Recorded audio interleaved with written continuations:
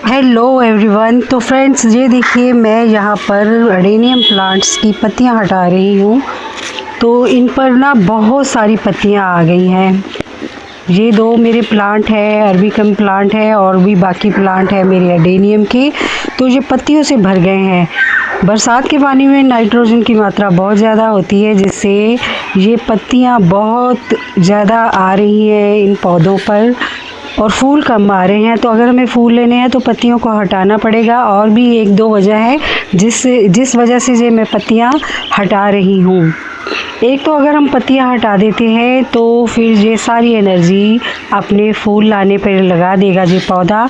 और ये पत्तियों ने ना एकदम झुंड सा बना दिया है और हवा भी नहीं लग रही है पौधे को। नीचे जो ब्रांचेस है उन पर फंगस लगने का डर रहता है बरसात के दिनों में। तो अगर हम पत्तियां हटा देते हैं तो थोड़ी हवा का आदान प्रदान होता रहता है और पौधे में फंगस लगने का डर भी नहीं रहता। और ये देखिए, अगर हम पत्तियां, एक और वजह है, अगर हम पत्तियां हटाते रहते हैं, ऐसे ज़्यादा पत्तियां नहीं रहने देते पौधे पर, तो इनके कॉर्डेक्स पर भी असर पड़ता है।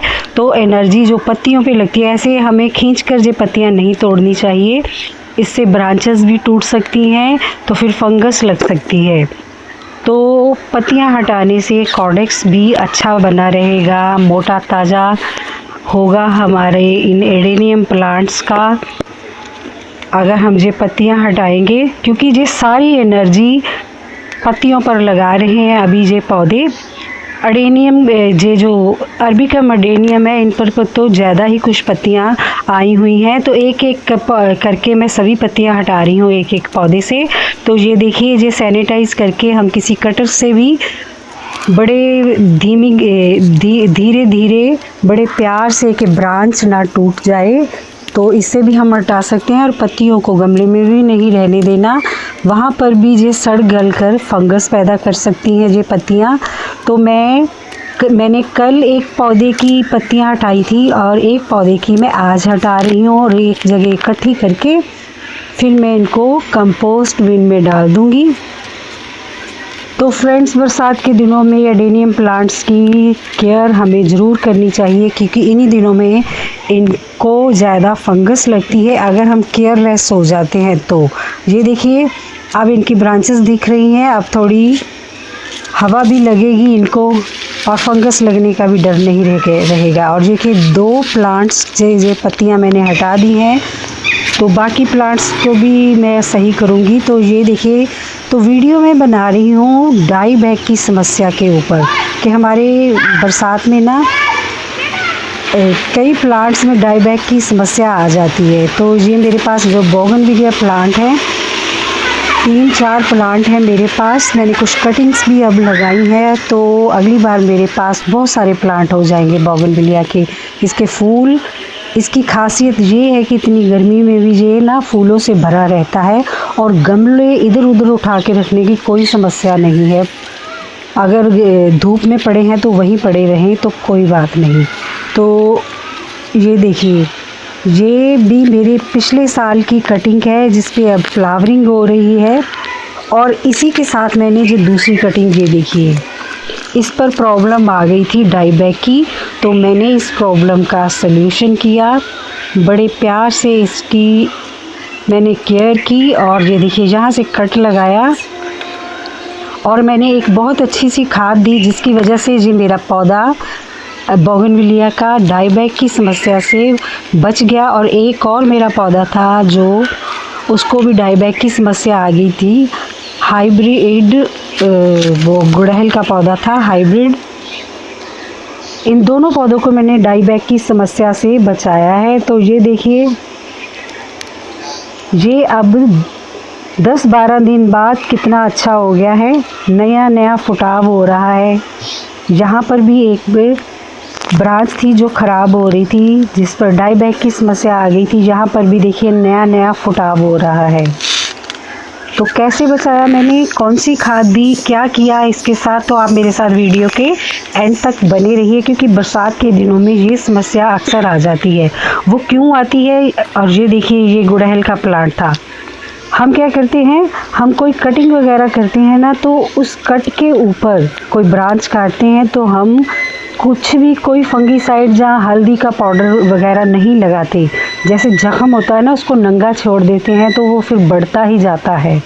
तो इसी तरह ये बरसात के दिनों में ये फंगस लग जाती है, जहाँ पर भी कोई कट लगा रहता है और फंगस वहाँ से एंटर कर जाती है और हमारी सारी ब्रांच को खराब कर देती है।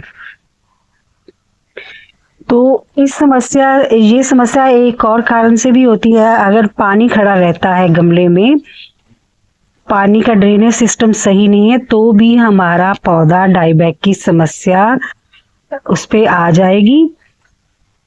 पर अगर आ ही गई है समस्या तो हमें समाधान तो करना ही पड़ेगा। हमने इतने प्यार से पौधे पाले होते हैं, हम ऐसे इनको नहीं जाने देंगे। किसी भी तरह से मैंने इन दोनों पौधों को बचाया। और ये देखिए, ये 15 दिन पहले का ये मैं आपको दिखा रही हूँ पौधा। ये देखिए, ये कैसा, ये सारी पत्तियां झड़ गई थी, बाकी जो पत्तियां रह गई थी वो भी येलो पड़ रही थी और ये 2 ब्रांचेस सूख रही थी।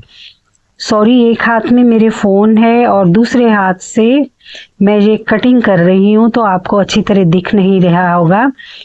इसके लिए मैं सॉरी मांगती हूँ आपसे। तो आपको मैं बोल कर ही बता रही हूँ कि 3 ब्रांचेस थी, तो 2 ब्रांचेस तो इसकी ना सूख रही थी ऊपर से और पत्तियां भी इसकी पीली पड़ रही थी। तो हमें क्या करना है, हमें तो पहले ऊपर जो ब्रांच जो खराब हो रही है उसको कट करते जाना है। तब तक कट करना है जब तक साफ ब्रांच ना निकल आए। तो ये देखिए, यहाँ पर मैंने कट लगा दिया है, लेकिन अभी भी थोड़ा सा ना इस पर मुझे येलोपन दिखाई दे रहा है। साफ ब्रांच नहीं निकल के आई है अभी तक। अभी भी थोड़ा सही नहीं है। अभी भी एक और कट लगाऊंगी और एक कट में और लगाऊंगी, तो इसको थोड़ा सा ना जोर लगेगा। एक हाथ में मेरे फोन है तो मैं आपको दिखा नहीं पाऊंगी। ये देखिए, एक कट में और लगाऊंगी जब तक ये पूरी तरह साफ ब्रांच नहीं आएगी। और ये देखिए, मैंने काट दी। मैं आपको दिखा नहीं पाई, मैं कह रही थी ना कि मेरे हाथ में, दूसरे हाथ में फोन है। तो ये मैंने पूरी ब्रांच काट के उस पर लगा दिया है फंगीसाइड। एक तो ये ब्रांच है, एक और थी छोटी सी ब्रांच। तो हमें बरसात के दिनों में ड्रेनेज सिस्टम अपना बिल्कुल गमलों का सही रखना चाहिए। कहीं भी कोई कट लगाते हैं तो वो कट के ऊपर जा तो हमें हल्दी या फंगीसाइड या नेल पॉलिश जरूर लगा देनी चाहिए। नहीं तो यही से ही फंगस है ना जो एंटर कर जाती है और हमारी सारी ब्रांच पर पहुंच जाती है, फिर रूट्स पर पहुंच जाती है और हमारा पौधा खत्म हो जाता है। और देखिए कैसी हालत है पौधे की। तो अभी मैंने जो पहले दिखाया, तो मेरा ट्रीटमेंट करने के बाद ये पौधा बिल्कुल सही होना शुरू हो गया। मैंने दोनों पौधों को बचा लिया और फिर मैंने इनको खाद भी दी थी। कौन सी खाद दी थी, क्या दिया था, जिससे ये पौधा मेरा सही हो गया। और ये बाकी मैंने फंगीसाइड घोल के इसकी रूट्स में भी डाल दिया। हर 15 दिन बाद मैं इसको फंगीसाइड देती रहूंगी। बरसात के दिनों में अडेनियम और ये बोगनविलिया पर फंगीसाइड तो जरूर देना चाहिए, क्योंकि डाईबैक की समस्या एक ऐसी समस्या है कि जो सारा पौधा खराब कर देती है अगर हम ध्यान नहीं देते। कोई भी ब्रांच हमें सूखी नजर आती है तो हमें उसी वक्त हटा देनी चाहिए और वहां पर कुछ ना कुछ जरूर लगा देना चाहिए। बरसात के दिनों में तो नेल पॉलिश ही लगानी चाहिए। तो ये देखिए, जो पानी से बिल्कुल नहीं बहती और चिपक जाती है साथ में, और फंगस दोबारा लगने का कोई चांस नहीं रहता। और ये मेरा गुड़हल का प्लांट, ये देखिए, इसकी भी ब्रांच सारी ऊपर से सूख गई है और ये जो फंगस लगी है ना ऊपर से ब्रांच को, ये पूरी नीचे तक जा रही है और ये पूरी रूट्स तक जाएगी फिर फंगस, फिर हमारा पौधा सारा खराब हो जाएगा। तो तो ये वेरिकेटेड गुड़हल है, इसमें बहुत सुंदर कलर के फूल आते हैं, तो इसको भी मैं ऐसे ही नहीं जाने दूंगी। इसको भी मैं वैसे ही वहां तक कट लगाऊंगी जहां तक ये साफ ब्रांच नजर नहीं आएगी। तो फ्रेंड्स मैंने फिर इसको ना जी कैल्शियम की कमी से भी ऐसा हो जाता है, तो कैल्शियम की कमी को पूरा करने के लिए मैंने इसमें जो चौक होते हैं ना जिससे हम ब्लैक बोर्ड पर लिखते हैं, वो पानी में अच्छी तरह घोल कर इनकी हल्की हल्की सी गुड़ाई कर कर फंगीसाइड पाउडर मिलाकर इस पौधे को मैंने दिया था। और गुड़हल के पौधे को भी मैंने वही कैल्शियम के लिए चौक घोलकर पानी में इसकी जड़ों में दे दिया था। हम अंडे के छिलके भी कैल्शियम की कमी को पूरा करने के लिए डाल सकते हैं, लेकिन वो ना डिकम्पोस्ट होने के लिए बहुत टाइम लगता है उनको। तो आप चौक या कोई भी कैल्शियम आप यूज़ कर सकते हैं, जैसा भी आपके पास है। तो मैंने तो कैल्शियम के लिए ये चौक का ही इस्तेमाल किया है।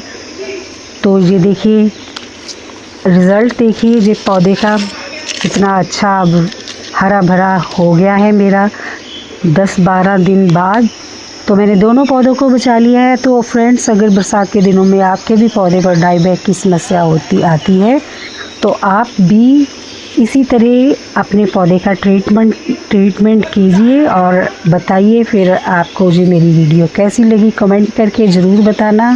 फिर मिलते हैं एक नई जानकारी के साथ, तब तक के लिए बाय बाय। और मैंने कैसे अपने पौधे का ट्रीटमेंट किया, ये आपको कैसा लगा, कैसी लगी वीडियो, क्या आपके लिए इन्फॉर्मेटिव